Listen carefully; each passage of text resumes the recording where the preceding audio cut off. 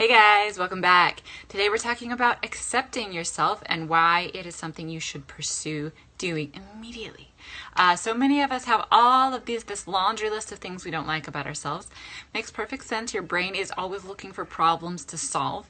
However, what you and I tend to do is to focus on our negative aspects and feel really, really pressured to change those things, right? We feel horrible about them. We shame ourselves, we blame ourselves, we do all these kind of self-defeating things. All these negative emotions come up and we feel a lot of pressure to change. Well, that situation, those negative emotions and all of that pressure is actually has the effect of shutting down the logical portions of your brain, the creativity and the problem solving portions. So now here you are, we've identified a problem in yourself and you've effectively shut down your own brain's ability to solve that problem. So if you find yourself like spiraling downward and feeling more and more upset about yourself and your inability to move forward, this is part of why.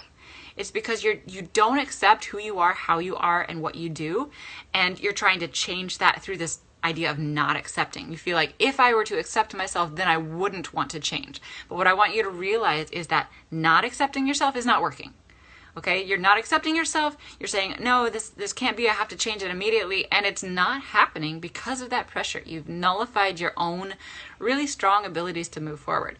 So the alternative to that is not to just let yourself do whatever you want, but it is to look at yourself, identify the reality of who you are, and decide that you are going to love and accept that person before he or she changes. And one of the ways that you can do this, there's an exercise for you to get started, is to sit down and write a list of things about yourself. A lot of those will probably be negative if you are anything like me.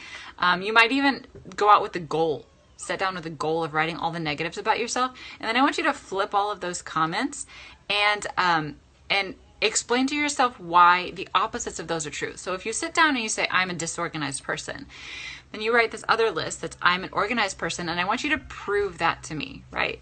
Imagine I was going to give you $100 if you can prove to me that you are organized. What would you say? What are the things that you would write down?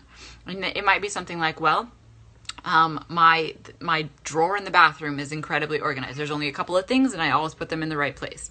That seems like a really small thing, but I want you to realize that is evidence for that statement. And those statements are the ones that we want to start focusing on and expanding. It starts with accepting yourself and then expanding yourself, becoming more of what you want to see. Instead of focusing on what you don't like, insisting that that's who you are, and then spiraling downward in this horrible cesspool of self-loathing.